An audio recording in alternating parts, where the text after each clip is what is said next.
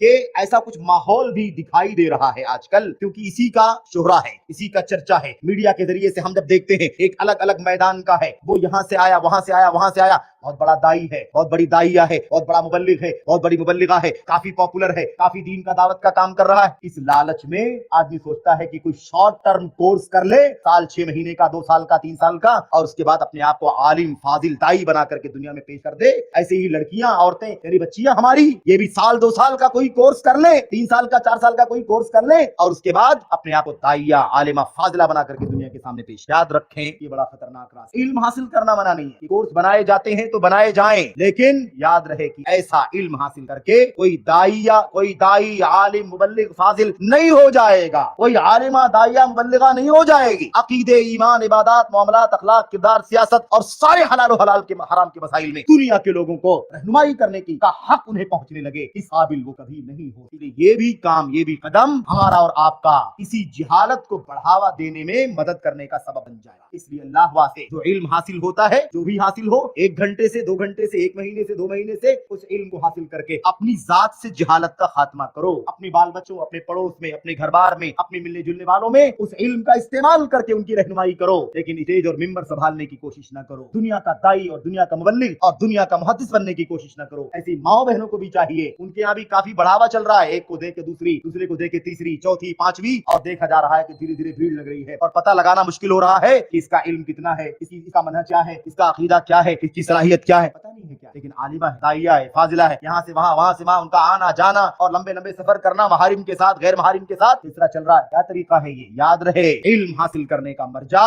سچے پکے علماء ہیں۔ نبی کریم صلی اللہ علیہ وسلم کے سامنے، آپ کے سامنے خواتین کا سب سے بڑا اگر کوئی علم حاصل کرنے والا میرے بھائیوں طبقہ تھا تو وہ آپ کی ازواج مطہرات کا طبقہ تھا، لیکن اللہ کے نبی صلی اللہ علیہ وسلم کی سیرت کا مطالعہ کرو، کبھی ان خواتین نے مسجد نبوی میں درس دینے کی کوشش نہیں، خطاب نہیں ہوا، خطاب نہیں ہوا، لیکچر نہیں ہوا، خطبہ نہیں ہوا، درس نہیں ہوا، مسائل پوچھنے کے لیے صحابہ کرام جاتے تھے۔ کوئی مسئلہ، اما عائشہ جانتی ہوں گی، اللہ کے نبی کے پاس رہتی تھی، حفصہ جانتی ہوں گی، ام سلمہ جانتی ہوں گی، میمونہ جانتی ہوں گی، چلو اللہ کے نبی علیہ السلام کے پاس ہم جب جاتے تھے پوچھتے تھے، اللہ کے نبی وفات پا گئے، جاؤ چلو یا بھیجو کسی کو جا کر کے ازواج مطہرات سے اس مسئلے کا صحیح جواب پوچھتے، اس استفسار تو ہوتا، لیکن یہ نہیں ہے کہ خطبے ہو رہے ہیں، تقریریں ہو رہی ہیں، جلسے ہو رہے ہیں، پروگرام ہو رہے ہیں، دروس ہو رہے ہیں، آپ کو اس کا کوئی ثبوت نہیں ملے گا۔ یاد رہے، اس لیے ہمیں بہت زیادہ آزاد ہونے کی کوشش نہیں